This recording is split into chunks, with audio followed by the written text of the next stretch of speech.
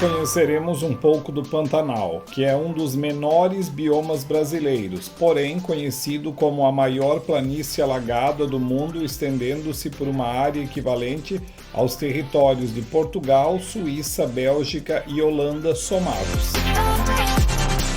Nossa visita começa chegando à Fazenda São Francisco, em Miranda, onde nos hospedamos a fim de conhecer alguns costumes da região e experienciarmos as atividades oferecidas, dentre elas os safaris noturno e diurno e o passeio de chalã.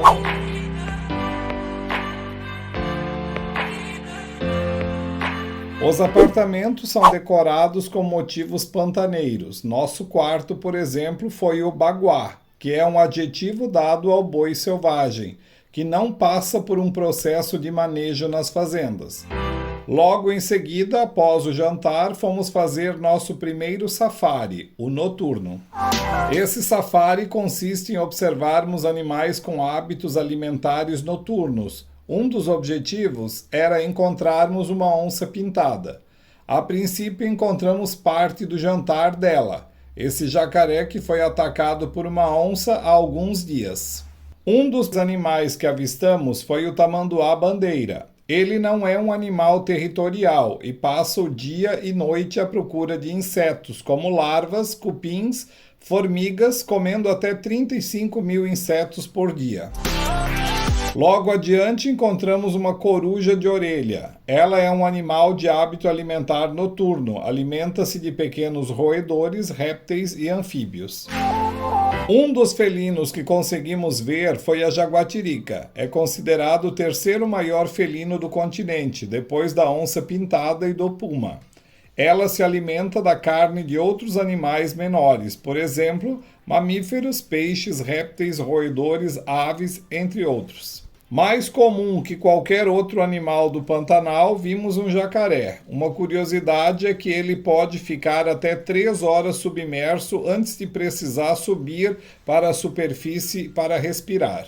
Um pouco frustrados por não termos visto a onça pintada, terminamos o safari noturno prontos para o dia seguinte.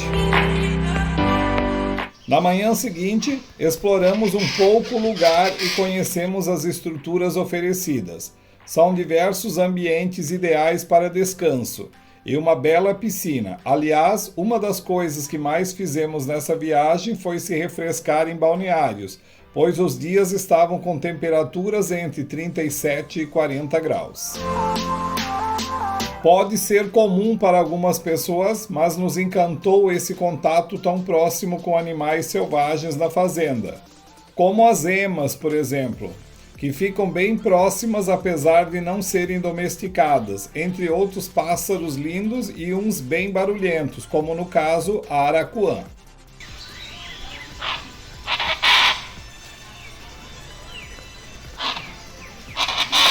Em seguida, subimos novamente no veículo para fazermos a segunda parte do safari, o diurno.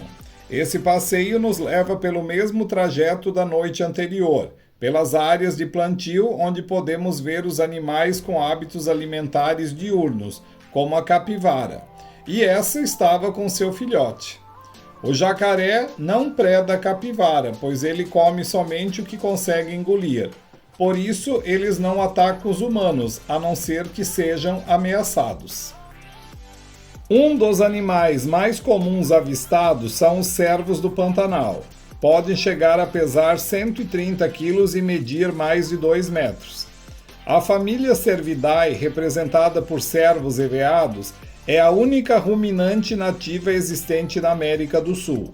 Os machos possuem chifres que caem e voltam a crescer a cada ano, e nas espécies que apresentam galhadas, as ramificações vão aumentando gradualmente a partir do primeiro ano.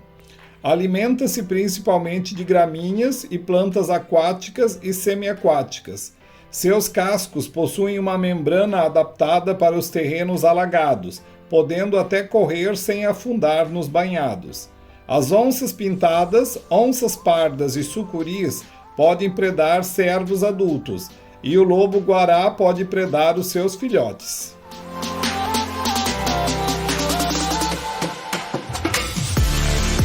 Existe uma grande quantidade de pássaros, como o taxã, uma ave sentinela, ou seja, avisa da presença de predadores, além de avistarmos vários patos selvagens.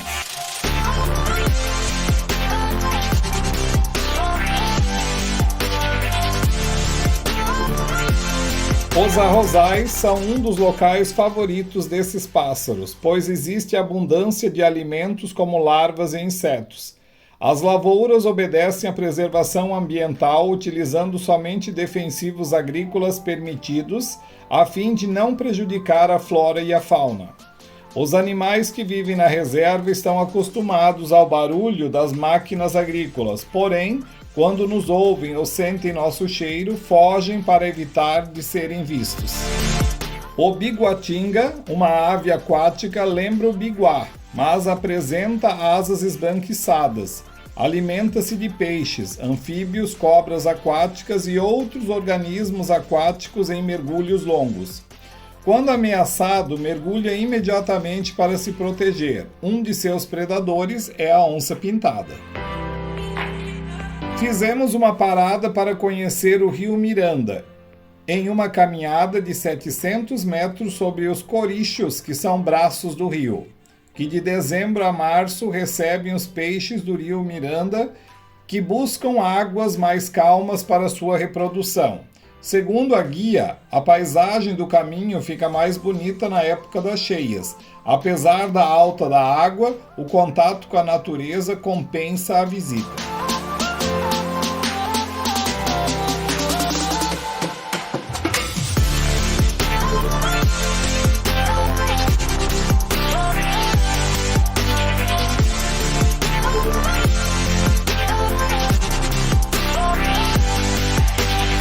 No final do passeio ainda avistamos o tuiuiu, símbolo do Pantanal.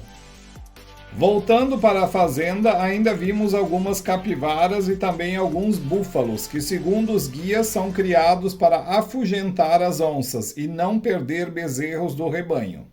As onças têm medo desse animal, então eles são posicionados estrategicamente para formarem uma barreira natural impedindo o ataque das onças. À tarde fomos fazer o passeio de Chalana, que é uma embarcação que nos levou pelo Coricho São Domingos, um braço do rio Miranda, para conhecermos as belezas de suas águas e realizarmos a pesca artesanal de piranhas. Segundo informações do passeio, o Coricho São Domingos é um desvio natural do rio Miranda, com extensão de 27 quilômetros ao todo, percorrendo 12 quilômetros ao longo da Fazenda São Francisco, onde estávamos hospedados. Média de profundidade anual na estação da cheia é de 5 a 6 metros e na época de seca de 1 a 3 metros. Das 263 espécies de peixes catalogadas no Pantanal, podemos encontrar todas elas aqui, porém, as predominantes são as piranhas, traíras, cascudos e pacus. Além dos peixes, o Coricho São Domingos abriga uma diversidade de plantas aquáticas. As mais comuns são o aguapé, alface d'água e orelha de onça. Este ambiente natural está protegido com a mata ciliar e a reserva legal da Fazenda São Francisco, oferecendo assim em sua borda abrigo e alimentação para diversos animais, como por exemplo macacos prego, bugios e capivaras. Fomos levados até um ponto onde o guia nos convidou a fazermos a pesca da piranha. A proposta era de conseguirmos 4 peixes, ironizando que seria para fazermos o caldo de piranha que seria servido em nossa volta à fazenda. Pescamos alguns peixes, como o piau e o pacu pegos pelo Pablo. Logo em seguida, a Naná pegou uma piranha.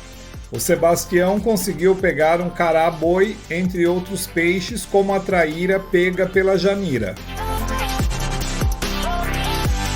Após retornarmos pelo mesmo caminho e encontrarmos com o Lulinha, um apelido carinhoso dado ao jacaré do Pantanal, que perdeu uma das pernas em uma provável disputa por território, O guia nos mostrou a tática de caça da espécie, oferecendo uma das piranhas que tínhamos pescado. O bote é tão rápido que é difícil de enxergar até mesmo em câmera lenta.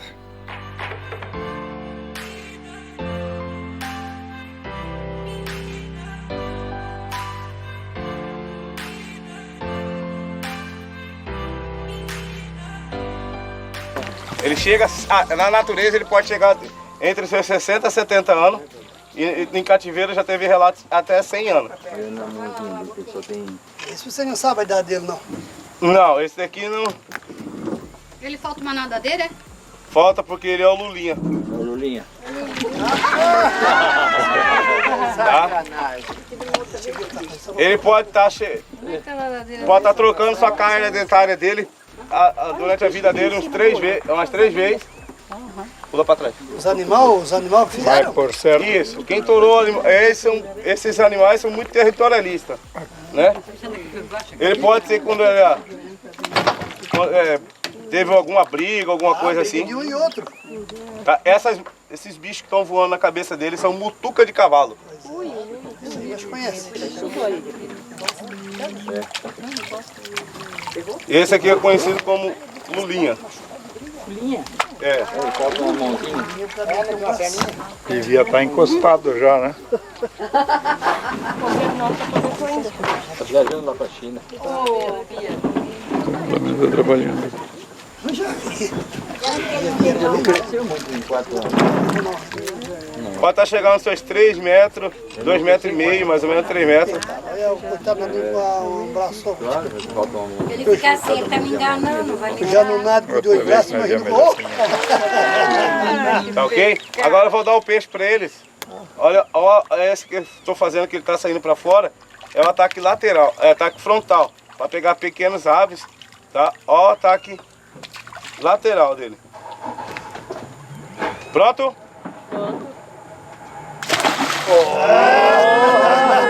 Tá? Não deu nem pra ver. Eu nem cheguei a ver. Tá? Esse é o ataque lateral. Eu não cheguei nem a ver. Em seguida da exibição do Lulinha, voltamos para a sede da fazenda e após o café embarcamos para Corumbá, que será tema dos nossos próximos vídeos.